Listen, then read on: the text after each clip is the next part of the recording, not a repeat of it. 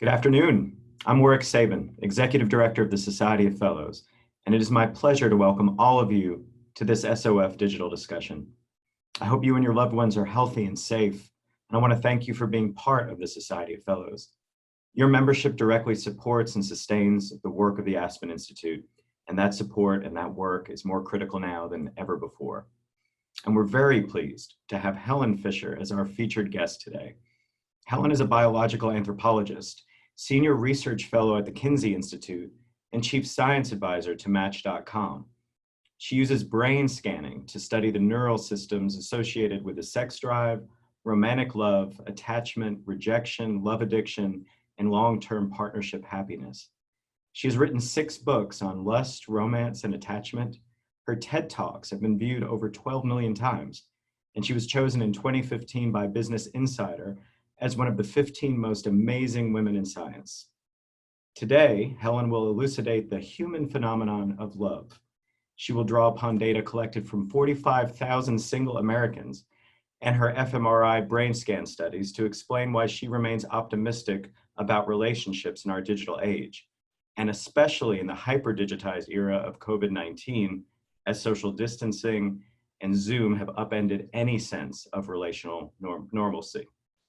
As with all of our SOF digital discussions, Helen will be glad to answer your questions after the initial conversation. And you can submit your questions anytime by simply clicking the Q&A button at the bottom of your screen and typing them in. And if you encounter any problems during the event, please email the SOF hotline and our team will be glad to assist you.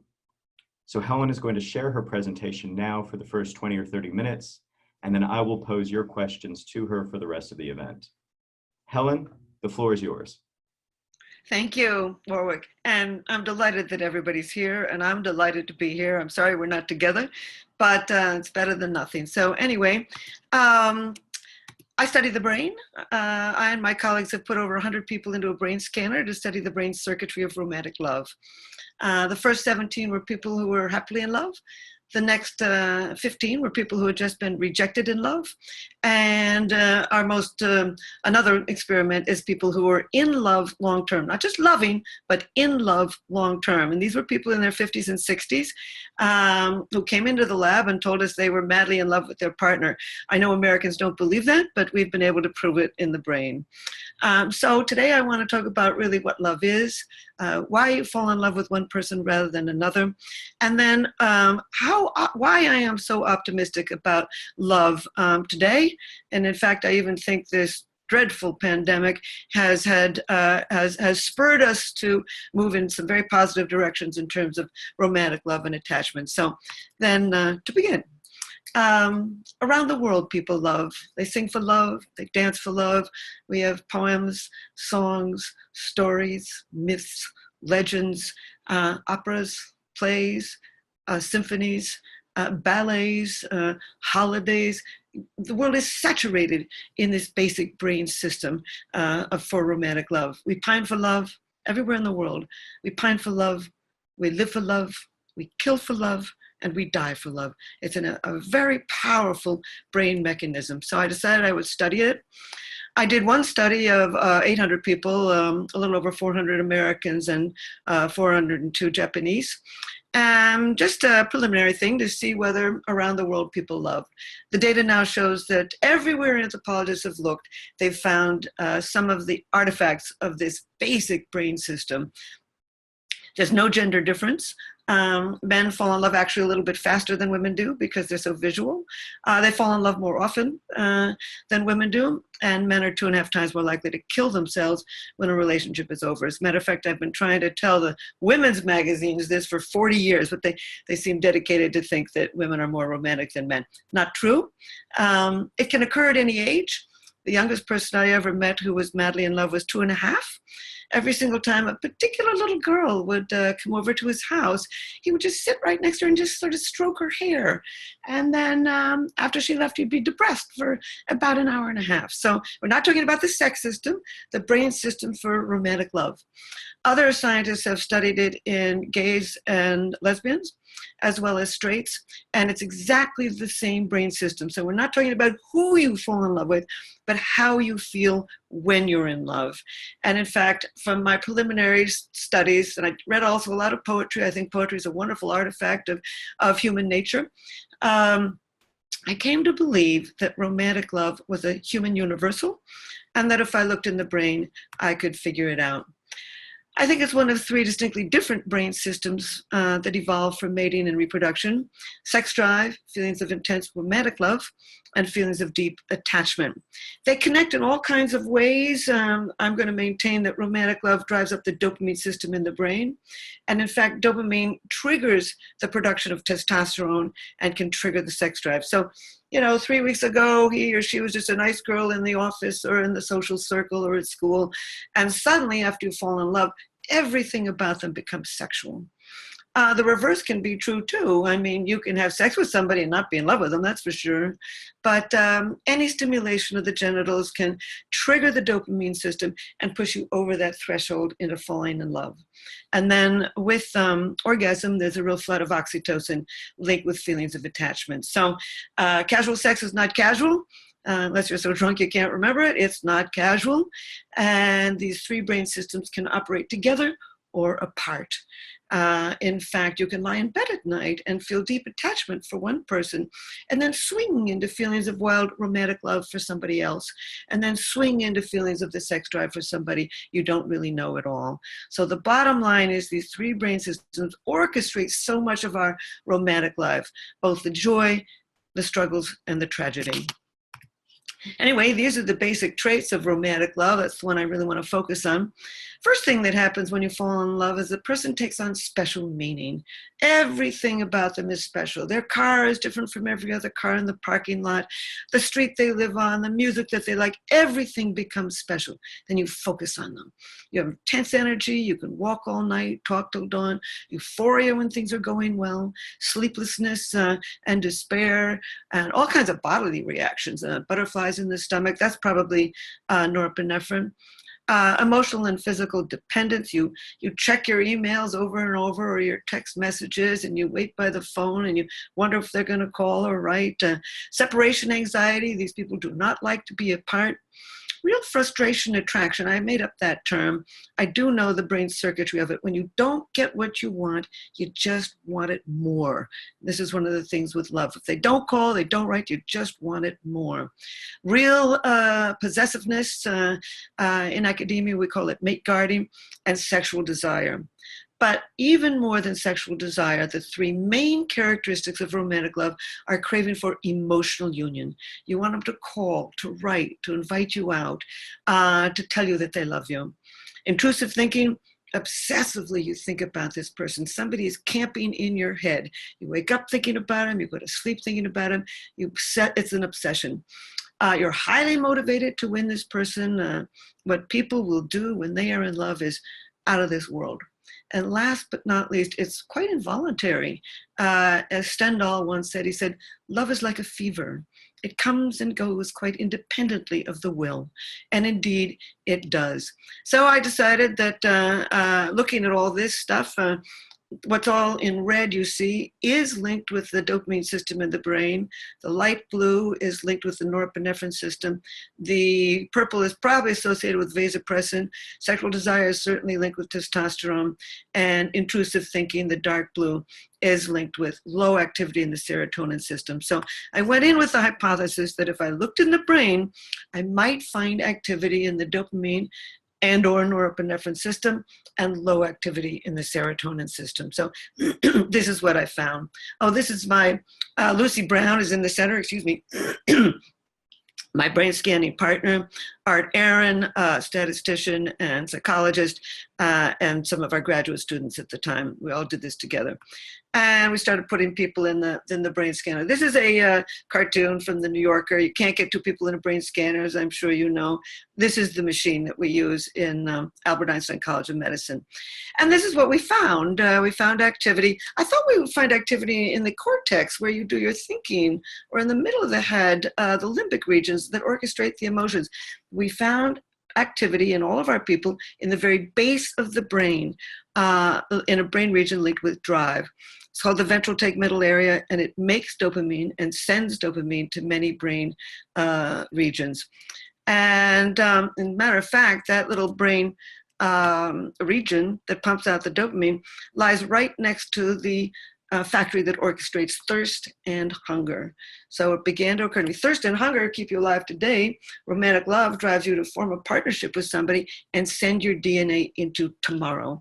So we've come to believe that romantic love is a drive, a basic mating drive that evolved millions of years ago. We call it a survival mechanism that evolved to send your DNA into tomorrow.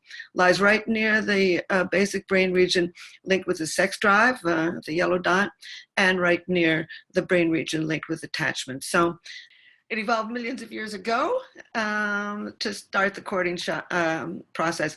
And in fact, this is a story that was very meaningful to me. I was traveling in the highlands of New Guinea. He's wearing his tuxedo. They're generally in very shabby shorts. And one of these men that I was traveling with, just a guide, happened to have 3 wives. So I asked him, how many wives would you like to have? And there was this long pause, and I thought to myself, is he going to say 5? Is he going to say 10? Is he going to say 25? And he leaned toward me and he said, none. And the reason is having a lot of wives, having a lot of partners can be a real toothache. We evolved to form partnerships with each other. Out of all mammals, 97% of mammals do not pair up to rear their young. Human beings do. And along with that came the evolution of this brain circuitry, I think, for romantic love and feelings of long-term attachment to a partner. So why do you fall in love with one person rather than another? This is what Match.com came and asked me 15 years ago. And I said, well, there's a lot of reasons. Timing is important. Certainly you fall in love with people who are around. You tend to fall for somebody of the same ethnic and socioeconomic background, same general level of intelligence, good looks, and education. Your religious and social values often play a role. It's important to have the same social, economic, reproductive goals. Your childhood always plays a role. I call it your love map. As you grow up, you build an unconscious list of what you're looking for in a partner.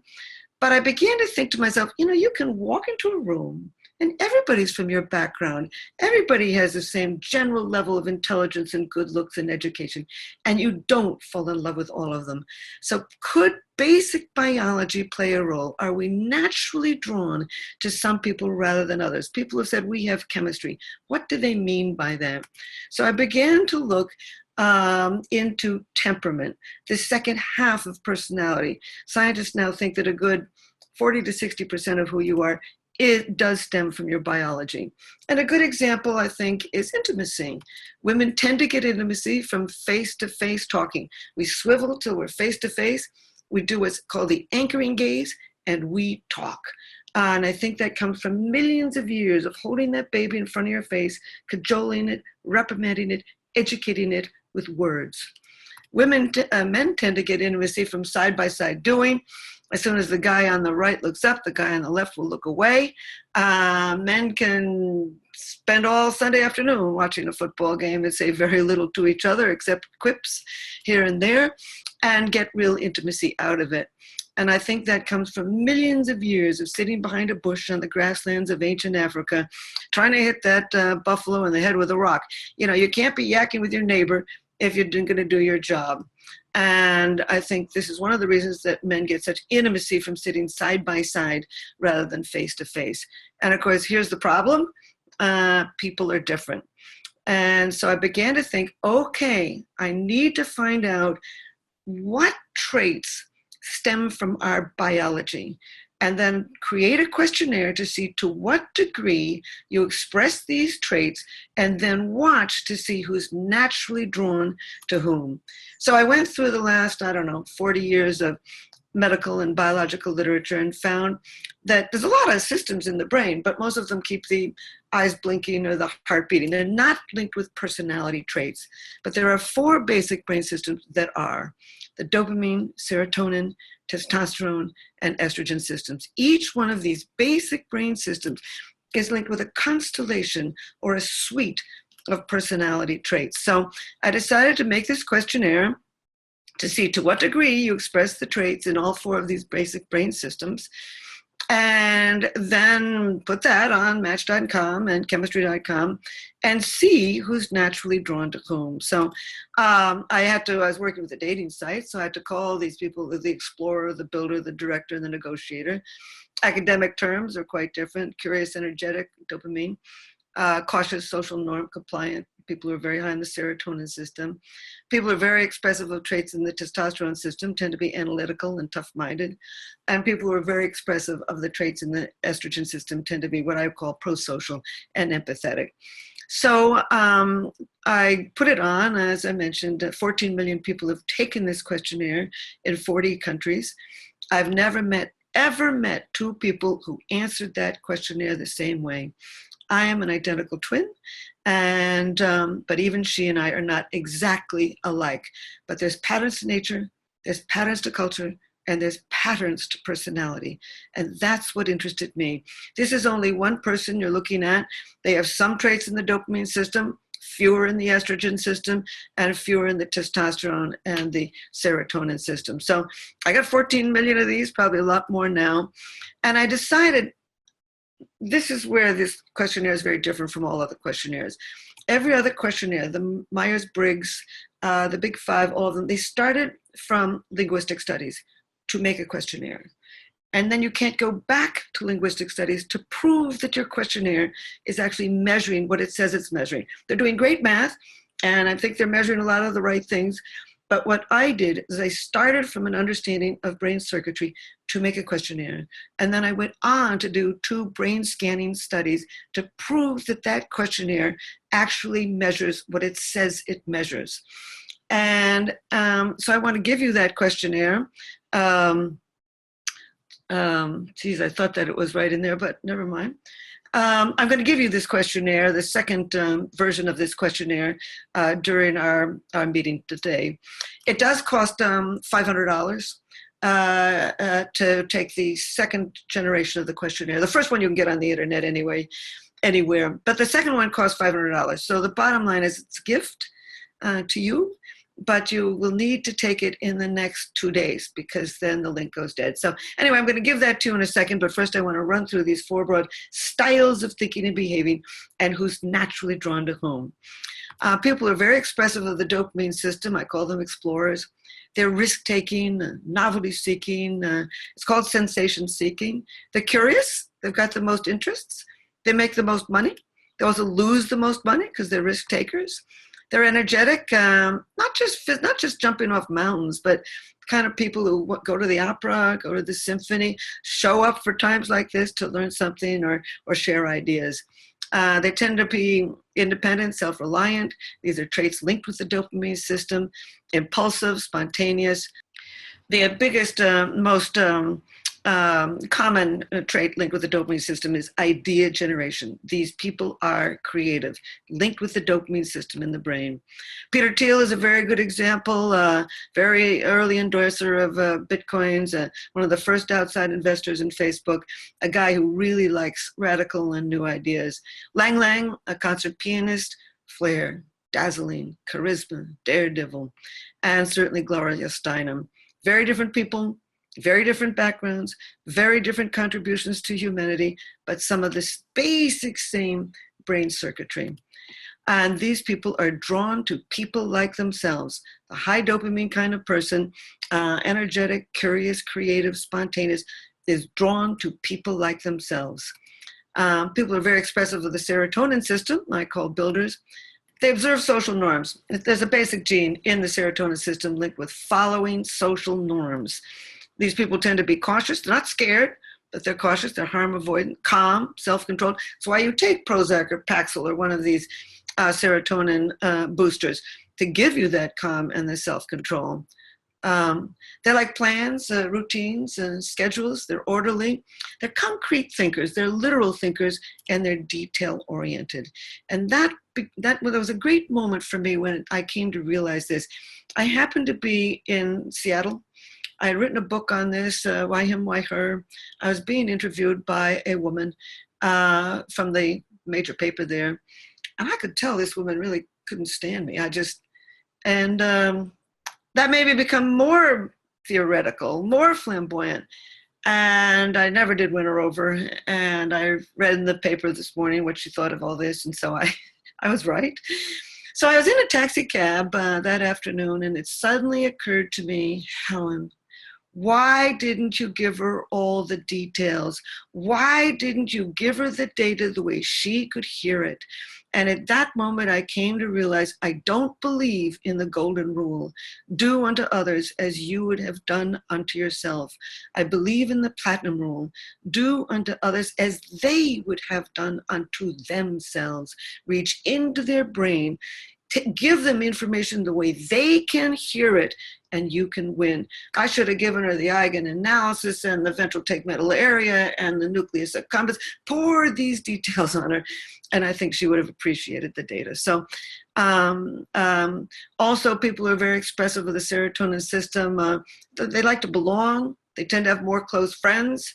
They respect authority, follow the rules. Religiosity is in the serotonin system, and so is loyalty. Loyalty was a very interesting one for me. Every time I did the math, you'll see this question when I give it to you. The question is something like, would you rather have interesting friends or loyal friends? We all want interesting friends, and we all want loyal friends. But this type of person cannot tolerate unloyal friends. And the other three types cannot tolerate uninteresting friends. It's so genetically woven. Mike Pence is a good example, I think. He calls himself a principled conservative and a common sense conservative, not a forward-thinking conservative or an imaginative conservative. Principled, common sense, the kinds of words used by a high serotonin person. Hu Jintao, the former president of China, I think are very high on the serotonin scale. As a matter of fact, this basic gene for social norm conformity is most prevalent in China and Japan. I'm not surprised that Americans create the next widget, but they are the ones that process it to put it together and then sell it. Queen Elizabeth, she never could figure out Diana or some of her other children. Very high, I think, on the serotonin scale, a builder. Once again, people are very different kinds of people, Mike Pence, Hu Jintao, and Queen Elizabeth, but the same basic personality structure associated with the serotonin system in the brain. These people are also drawn to people like themselves. It would be my guess that Mitt Romney and Ann are a very good example of that. High testosterone people, very different set of characteristics. They tend to be logical, spatially skilled, very good at math, engineering, computers, music. Music is very structural, is very spatial. I'm not high on the testosterone scale, but as I got older and estrogen has gone down, I actually can see the structure of music a great deal better. They can be very inventive, experimental, rank-oriented. You inject testosterone into a dove or a monkey or something, they begin to fight for rank. Emotionally contained, decisive, bold, and direct. These are the ones that scream, get to the point. A good example, I think, is Steve Jobs. And you can even see the testosterone in his face, the very square jaw, the heavy brow ridge, and the high zygomatic arch, the high cheekbones are all built by testosterone, fetal testosterone. And of course, he was a demanding guy, brutally honest, very self-disciplined, and a perfectionist. All traits linked with the testosterone system in the brain. Margaret Thatcher is another good example, and I think Hillary Clinton. You can't see down at the bottom. You might be able to see it. When asked why she was attracted to Bill, she said, he wasn't afraid of me. I think that's a real indication of some of her basic personality style. And these people are drawn to their opposite. So if dopamine goes for dopamine, and serotonin goes for serotonin, testosterone goes for estrogen, and actually the reverse. These are the high traits linked with the estrogen system in the brain. Web thinking, I just coined that term. It was before the internet. I didn't know about. I wasn't thinking of the internet. These people are contextual, holistic, long-term, big picture seers. They tend to be imaginative, very mentally flexible. They can go from here to there and back. Very good, what we call executive social skills, good at reading posture, gesture, tone of voice. Theory of mind, That's the academic term for intuition. They can climb into your head and figure out where you're at. And empathetic and nurturing and trusting. And I put that trusting in purple. The reason is it's very important to me. Anthropologists have not been able to figure out why trusting could have evolved. If you trust the wrong person, you're really going to have a problem. But then I read an article that said if you trust the right person, you save a lot of metabolic energy. And it began to occur to me that this kind of person can trust the right person because they do see the big picture. They can be imaginative. They can climb into your head, and they can read your posture, gesture, and tone of voice. And the reason that this is important to me is you can begin to see how a group of characteristics can evolve together into a whole syndrome called the estrogen system. These people are also introspective. Everything has meaning. Just the way he sliced the lemon before dinner for the drinks means you're not having sex tonight. Everything has meaning, which is something you got to be aware of, not only in love but in business. They also seek harmony. They're agreeable. Might stab you in the back, but not going to hit you in the face. Good example is Oprah Winfrey. I'm going to tear through these. I know time's getting difficult. Bill Clinton, I think, is very high on the estrogen system. You can see the softness in the face. He's a big talker. The whole world knows that. Very emotionally expressive, compassionate, feels people's pain. And as he says in his very long biography, I think it's important to have a synthesizing mind. That's very clearly a high estrogen sort of expression. Charles Darwin, I think, is almost the epitome of the high estrogen type, was able to connect every living thing into this huge structure of human life. And these people are drawn to people like themselves. So anyway, this is the questionnaire. It's I started a company called Neurocolor. And this is the questionnaire from the Neurocolor company. It's the second generation questionnaire. With this questionnaire, we go into companies and we talk about team building and using neuroscience for team building or triggering innovation or understanding leadership and how to lead and how to follow and how to get along with the person in the cubicle next door. So anyway, this is the questionnaire. As I mentioned, it costs about $500 to take it. So it's just a free gift for you for the next 48 hours. So if you can take it, be great. And if not, no problem at all. You can always take the original one, just find it on the website. So anyway, here's the company Neurocolor. And this is the study of personality, as I said, made me come to believe I don't believe in the golden rule. To do unto others is be treated the way you want to be treated.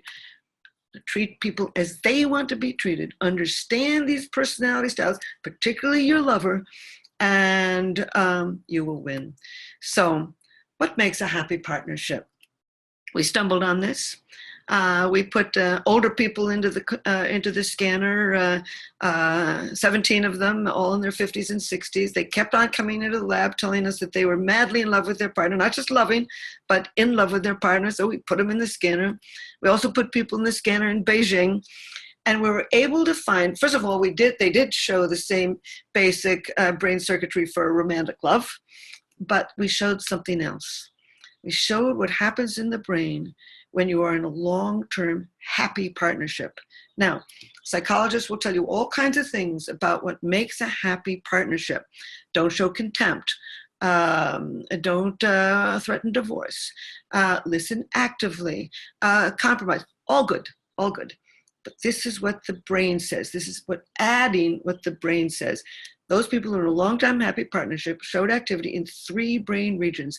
A brain region linked with empathy, a brain region linked with controlling your own stress and your own emotions, and a brain region linked with what I call positive illusions, the ability to overlook what you don't like about somebody and focus on what you do. And there's a huge brain region, as you can see it in the blue, linked with what is called negativity bias. And in fact, there's a new book on this called The Power of Bad. It talks about the fact that we really do focus on the negative. But anyway, the bottom line is activity in that brain region when you're madly in love gets reduced. You overlook the negative and focus on the positive. So where are we headed? People will say, is technology changing love? Just for openers, it can't change love. It's a basic brain system deeply wired through millions of years of human evolution. It's like the fear system or the anger system or the joy system. You can't change the brain circuitry for romantic love or feelings of attachment. But certainly modern technology is changing courtship. It's changing, and it's always been changing. I mean, for God's sakes, when the automobile came in, that changed courtship. Suddenly we had a rolling bedroom, and the plow really changed courtship. And now it's changing again. And it's changing in a way that I find extremely interesting. I call it slow love. Love is slowing down. I do an annual study called Singles in America with Match. We do not poll the Match members. This is a national representative sample of Americans based on the US Census. And from that, I'm deluged in data. Every year I make about 200 questions with my colleagues, and then we collect data on 5,000 people. We've done it for 9 years. We're in the middle of working on year number 10. And from this, I'm seeing a new pattern of courtship. What's happening today, when I was growing up, you often went out on a date with somebody you didn't know very well, and you got to know them slowly. These days, up until this pandemic, we're once again slowing down. Often, absolutely regularly, singles, they start out as just friends, oh, we're just friends. Then they move into friends with benefits. You learn a lot between the sheets, not just whether somebody can make love, but do they have a sense of humor? Can they be patient? Can they listen? You learn a lot between the sheets, and about 34% of singles are having sex before the first date. They don't want to spend the time, the money, the energy to go out on a date until they know something about the people. They're very careful. Then they have the official first date. Then they start to live together, getting to know the person very, very slowly, and finally they marry. In fact, a couple years ago, there was a very revealing article that 67% of couples who have lived together long-term are doing it because they are so terrified of divorce. These days, people of all ages, but particularly millennials, and I have tremendous admiration for millennials for many reasons, they want to get to know every single thing about their partner before they tie the knot. And it's just really extending the relationship. What's interesting is I just recently did a study with Match, and 40% of millennials want to achieve self-acceptance before they get into a relationship. Now, that's remarkable. When do you achieve self-acceptance? But they're doing it. And 1/3 want to get their finances in order before they catch feelings. So what we're seeing is the extension of the pre-commitment stage. Now, 50 years ago, marriage was the beginning of a relationship. Now it's the finale of this long period of getting to know somebody before that you tie the knot. 100 years ago, a woman married at age 20. Now they're married at almost age 28. And so this long period of getting to know yourself, getting to know what you want, getting rid of what you don't want, and focusing on making that perfect partnership. And they're very determined to do that. And the reason I'm so optimistic about it is I've done a study of 80 societies through the demographic yearbooks of the United Nations between 1947 and 2011.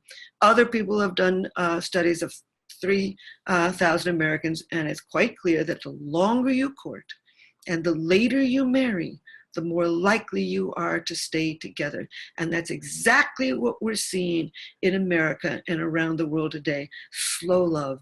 And what's interesting about the coronavirus, this dreadful pandemic, is that it's even slowing down more. What we're really seeing now is a new stage in the courtship process, video dating.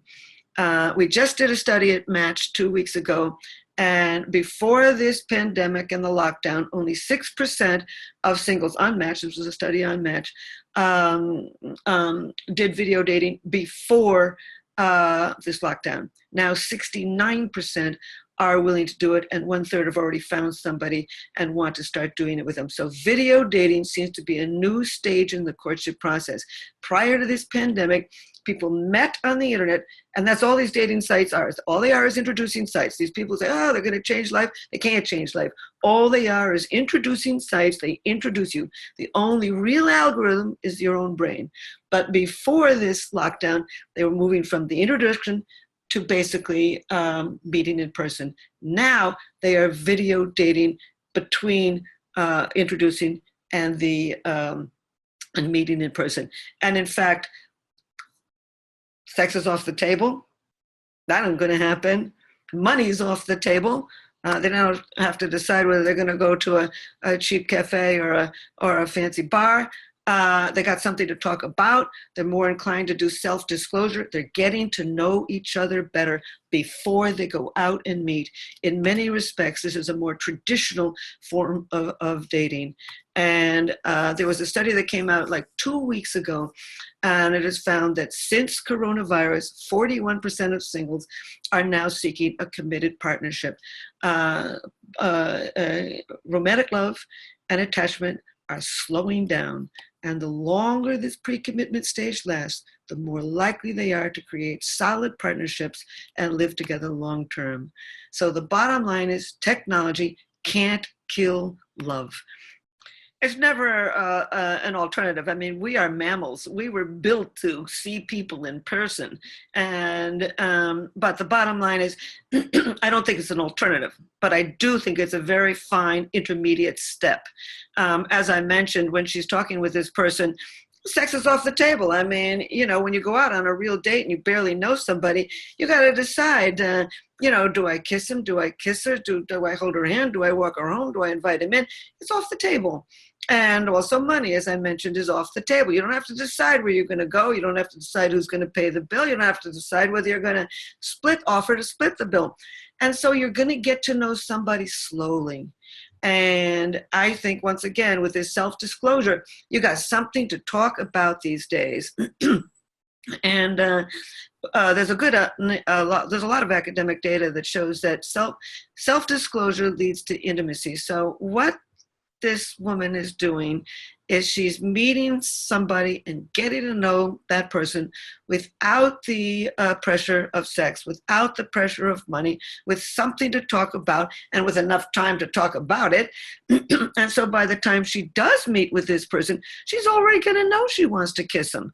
She's already going to know, sure, I'd like to split the bill, or, you know, go to a fancy place. As a matter of fact, we might see more sex on the first date because people have already decided that they like this person. You know, I mean, I do think we're going to see the end of the one-night stand, though. I do think that there's going to be much less of that going on, at least for a while. We're going to get back to being who we are. As I say, we are mammals. But I do think that she's on the right path here. And this is when people are going to be selected out, not after the first date where it becomes really awkward, but before the first date ever begins, so that by the time you get onto that first date, you really know something about that person, and that counts. Excellent. I'm going to try to get one more question in here before we run out of time. Julia asks, Helen, how have you used what you've learned and studied about love and relationships in your own personal life? I think my boyfriend might be listening. It's very valuable to me. You know, of everything that I've actually done, this stuff on personality is the most interesting for me personally. Now, for example, my boyfriend and I are both very high dopamine. He's a writer, I'm a writer. We both spend a lot of time being creative. That's what you do when you're a writer. So that works fine. He's very high testosterone and I'm very high estrogen. That works fine. I'm not sure if you would agree with this, but I think he's a tiny little bit more high on the serotonin system. So he's very good at making plans, and I appreciate that in him. So what's important to remember here is that we're all a combination of all of these traits, and when you get to know somebody, you can reach into their heart. Now, for example, when I'm around somebody who's very high testosterone, I get to the point. They need you to get to the point. When I'm around somebody who's very high serotonin, I minimize the risks. I give the details. I try to be calmer, etc. Once you begin to know who you are and who you are not, that's useful too. And when you begin to figure out who everybody else is, the Americans are really saturated with psychology. Everything is the problem of your childhood and your mother. I'm tired of that. There's a lot of people who are just plain stubborn, who are just plain creative, who are just plain mathematically skilled, et cetera, et cetera. And you don't need to go to a psychiatrist for 15 years to figure that out. All you need to do is a workaround. And so for me personally, understanding these personality styles, and also, of course, romantic love. I mean, now, for example, a man broke up with me some time ago, and I knew he was serious about it. I studied the brain circuitry of this, so I didn't call, I didn't write, I didn't wish him Merry Christmas, and eventually he came back. But once you know about the brain circuitry of romantic love and attachment, you can begin to appreciate that, okay, he's never going to leave his wife. That attachment system is strong, and, find somebody else. So the bottom line is all of this has been enormously useful for me. But that's not the reason I started studying love. I started studying it because I'm an identical twin, and I was absolutely convinced that all humanity shares certain traits. A lot of anthropologists are interested in why we're all different. I'm interested in why we're all alike. Wow, it's fascinating content. It definitely sounds like it's been useful to you. I bet everyone on this call, this event today, is really grateful to have shared those insights and heard them from you. So thank you very much again for joining us today, for sharing that presentation with us, and of course for bearing with the technology. We do appreciate it. Thank you, everybody, for sticking through with me. Absolutely. And for all of you out there, thank you for being with us today. As you know, we're doing these SOF digital discussions weekly, and we'll see you next week with Simona Dinnerstein, who's going to be performing for us variations on a